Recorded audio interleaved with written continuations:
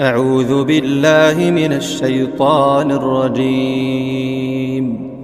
بسم الله الرحمن الرحيم. الرحمن علم القرآن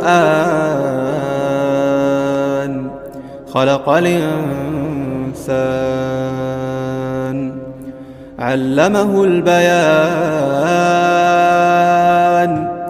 الشمس والقمر بحسبان والنجم والشجر يسجدان والسماء رفعها ووضع الميزان ألا تطغوا في الميزان وأقيموا الوزن بالقسط ولا تخسروا الميزان.